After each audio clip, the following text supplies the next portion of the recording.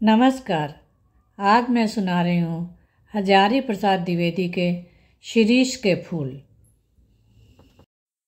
जहाँ बैठ के ये लेख लिख रहा हूँ उसके आगे पीछे दाएं बाएं शिरीष के अनेक पेड़ हैं। जेठ की जलती धूप में जबकि धरित्री निर्धूम अग्निकुंड बनी हुई थी, शिरीष नीचे से ऊपर तक फूलों से लद गया था। कम फूल इस प्रकार की गर्मी में फूल सकने की हिम्मत करते हैं।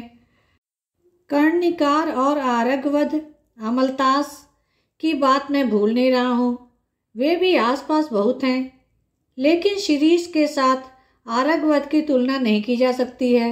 वह 15-20 दिन के लिए फूलता है, बसंत ऋतु के पलाश की भांति।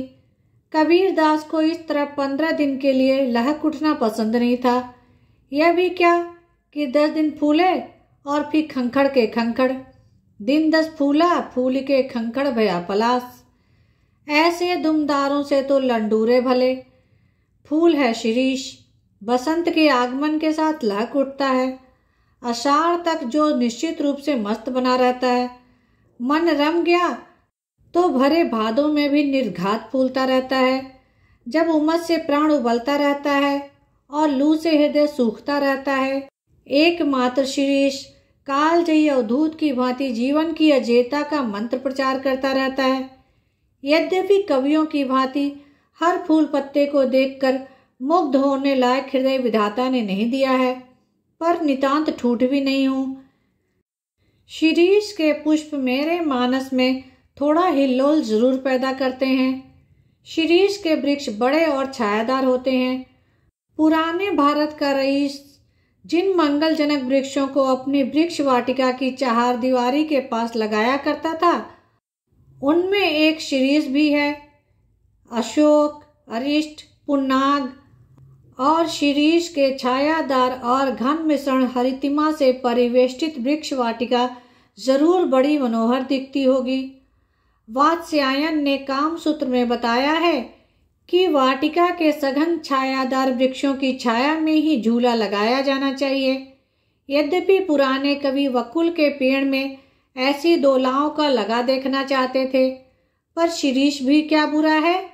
डाल इसकी अपेक्षाकृत कमजोर जरूर होती है, पर उसमें झूलने वालियों का वजन भी तो बहुत ज्यादा नहीं होता। कवियों की यही तो बुरी आदत है कि वजन का एकदम ख्याल नहीं करते। मैं तुंदिल नरपतियों की बात नहीं कर रहा हूँ, वे चाहें तो लोहे का पेड़ बनवा लें। शिरीष का फूल संस्कृत साहित्य में बहुत कोमल माना गया है। मेरा अनुमान है कि कालिदास ने यह बात शुरू में प्रचार की होगी। उनका इस पुष्प पर कुछ पक्षपात था।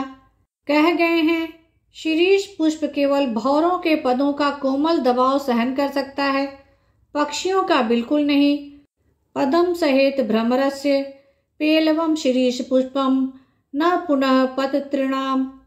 अब मैं इतने बड़े कवि की बात का विरोध कैसे करूं?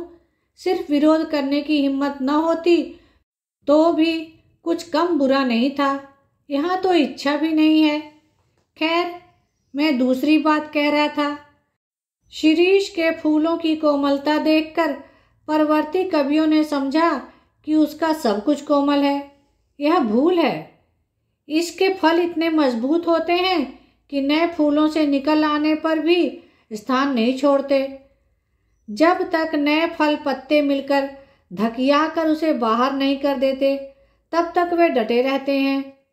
वसंत के आगमन के समय जब सारी वनस्थली पुष्प पत्र से मरमरित होती रहती है, शिरीष के पुराने फल बुरी तरह खड़खड़ाते रहते हैं। मुझे इनको देखकर उन नेताओं की बात याद आती है जो किसी प्रकार जमाने का रुख नहीं पहचानते और जब तक नई पौध के लोग उसे धक्का मारकर निकाल नहीं देते तब तक जमे रहते हैं। मैं सोचता हूँ कि पुराने की यह अधिकार लिप्सा क्यों नहीं समय रहते सावधान हो जाती। जरा और मृत्यु ये दोनों ही जगत के अति परिचित और अति प्रामाणिक सत्य हैं। तुलसीदास ने अफसोस के साथ इसकी सच्चाई पर मुहर लगाई थी। धरा को प्रमाण नहीं, तुलसी जो फरा सो झरा, जो बरा सो बुताना। मैं शिरीष के फूलों को देखकर कहता हूँ कि क्यों नहीं फलते ही समझ लेते कि झड़ना निश्चित है। सुनता कौन है? महाकाल देवता सपासप कोड़े चला रहे हैं, जीर्ण और दुर्बल झड़ रहे हैं। जिनमें प्राणकण थोड़ा भी ऊर्ध्वमुखी है वे टिक जाते हैं। दुरंत प्राणधारा और सर्वव्यापक कालाग्नि का संघर्ष निरंतर चल रहा है। मूर्ख समझते हैं कि जहाँ बने हैं वहीं देर तक बने रहें तो काल देवता की आंख बचा जाएंगे। भोले हैं वे। हिलते डुलते रहो, स्थान बदलते रहो, आगे की ओर मुंह किए रहो तो कोड़े की मार से बच भी सकते हो, जमे कि मरे। एक एक बार मुझे मालूम होता है कि यह शिरीष एक अद्भुत व अद्भुत है। दुख हो या सुख वह हार नहीं मानता, न ऊधों का लेना न माधो का देना। जब धरती और आसमान जलते रहते हैं तब भी यह हजरत न जाने कहाँ से अपना रस खींचते रहते हैं। मौज में आठों याम मस्त रहते हैं। एक वनस्पति शास्त्री ने मुझे बताया है कि यह उस श्रेणी का पेड़ है जो वायुमंडल से अपना रस खींचता है। जरूर खींचता होगा, नहीं तो भयंकर लू के समय इतने कोमल तंतुजाल और ऐसे सुकुमार केसर को कैसे उगा सकता था। अवधूतों के मुंह से ही संसार की सबसे सरस रचनाएं निकली हैं।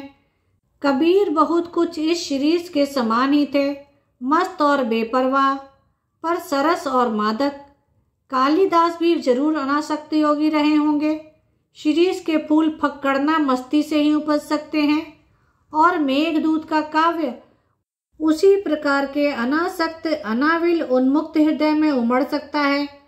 जो कवि अनासक्त नहीं रह सका, जो फक्कड़ नहीं बन सका, जो किए कराए का लेखा जोखा मिलाने में उलझ गया, वह भी क्या कवि है? कहते हैं कर्नाटक राज्य की प्रिया विजिका देवी ने गर्वपूर्वक कहा था कि एक कवि ब्रह्मा थे, दूसरे वाल्मीकि और तीसरे व्यास। एक ने वेदों को दिया, दूसरे ने रामायण को दिया और तीसरे ने महाभारत को। इनके अतिरिक्त और कोई कवि यदि कवि होने का दावा करे तो मैं कर्नाटक राज्य की प्यारी रानी उनके सिर पर अपना बायां चरण रखती हूँ। तेषां मूर्धिन ददामि वाम चरणम कर्नाटक राज प्रिया। मैं जानता हूँ कि इस उपालंब से दुनिया का कोई कवि हारा नहीं है, पर इसका मतलब यह नहीं कि कोई लजाया नहीं तो उसे डांटा भी ना जाए। पर मैं कहता हूँ कवि बनना है मेरे दोस्तों तो फक्कड़ बनो, शिरीष की मस्ती क्यों देखो। लेकिन अनुभव ने मुझे बताया है कि कोई किसी की सुनता नहीं, मरने दो। कालिदास वजन ठीक रख सकते थे क्योंकि वे अनासक्त योगी की स्थिर प्रज्ञता और विदग्ध प्रेमी का हृदय पा चुके थे। कवि होने से क्या होता है, मैं भी छंद बना लेता हूँ, तुक जोड़ लेता हूँ, और कालिदास भी छंद बना लेते थे, तुक भी जोड़ ही सकते होंगे। इसलिए हम दोनों एक श्रेणी के नहीं हो जाते। पुराने सहृदय ने किसी ऐसे ही दावेदार को फटकारते हुए कहा था, वयमपि कवयः कवयः कवयस्ते कालिदास साध्या। मैं तो मुग्ध और विस्मय विमूढ़ होकर कालिदास के एक एक श्लोक को देखकर हैरान हो जाता हूँ। अब इस शिरीष के फूल का ही एक उदाहरण लीजिए। शकुंतला बहुत सुंदर थी। सुंदर क्या होने से ही कोई हो जाता है? देखना चाहिए कि कितने सुंदर हृदय से वह सौंदर्य डुबकी लगाकर निकला है। शकुंतला कालिदास के हृदय से निकली थी। विधाता की ओर से कोई कार्यपण्य नहीं था, कवि की ओर से भी नहीं। राजा दुष्यंत भी अच्छे भले प्रेमी थे। उन्होंने शकुंतला का एक चित्र बनाया था, लेकिन रह रहकर उनका मन खींच उठता था। कहीं न कहीं कुछ छूट गया है। बड़ी देर के बाद उन्हें समझ में आया कि शकुंतला के कानों में वे उस शिरीष पुष्प को देना भूल गए हैं जिसके केसर गंड स्थल तक लटके हुए थे, और रह गया है शरद चंद्र की किरणों के समान कोमल और शुभ्र मृणाल का हार। कालिदास सौंदर्य के बाह्य आवरण को भेद कर उसके भीतर तक पहुंच सकते थे। दुख हो कि सुख, वे अपना भाव रस उस अनासक्त कृपिवल की भांति खींच लेते थे जो निर्दलित ईष्टु दंड से रस निकाल लेता है। कालिदास महान थे क्योंकि वे अनासक्त रह सके थे। कुछ इसी श्रेणी की अनासक्ति आधुनिक हिंदी कवि सुमित्रानंदन पंत में है। कविवर रविंद्रनाथ में यह अनासक्ति थी। एक जगह उन्होंने लिखा है, राज्योद्यान का सिंह द्वार कितना ही अभ्रभेदी क्यों न हो, उसकी शिल्पकला कितनी ही सुंदर क्यों न हो, वह यह नहीं कहता कि हमें आकर ही सारा रास्ता समाप्त हो गया है। असल गंतव्य स्थान उसे अतिक्रम करने के बाद ही है, यही बताना उसका कर्तव्य है। फूल हो या पेड़, वह अपने आप में ही समाप्त नहीं है, वह किसी अन्य वस्तु को दिखाने के लिए उठी हुई उंगली है, वह इशारा है। शिरीष तरु सचमुच पक्के अवधूत की भांति मेरे मन में ऐसी तरंगे जगा देता है जो ऊपर की ओर उठती रहती है। इस चिलकती धूप में इतना सरस वह कैसे बना रहता है? क्या यह बाह्य परिवर्तन, धूप, वर्षा, आंधी, लू अपने आप में सत्य नहीं है? हमारे देश के ऊपर से जो यह मार काट, अग्निदाह, लूटपाट, खून खच्चर का बवंडर बह रहा है, उसके भीतर भी क्या स्थिर रहा जा सकता है? शिरीष रह सका है, अपने देश का एक बूढ़ा रह सका था। क्यों मेरा मन पूछता है कि ऐसा क्यों संभव हुआ? क्योंकि शिरीष भी अवधूत है। शिरीष वायुमंडल से रस खींचकर इतना कोमल और इतना कठोर है। गांधी भी वायुमंडल से रस खींचकर इतना कोमल और इतना कठोर हो सका था। मैं जब जब शिरीष की ओर देखता हूँ तब तब हूक उठती है, हाय यह अवधूत आज कहाँ है? धन्यवाद। मेरे चैनल को लाइक करें, शेयर करें और सब्सक्राइब करें, जिससे सभी कहानियाँ आपको समय पर मिल जाएं।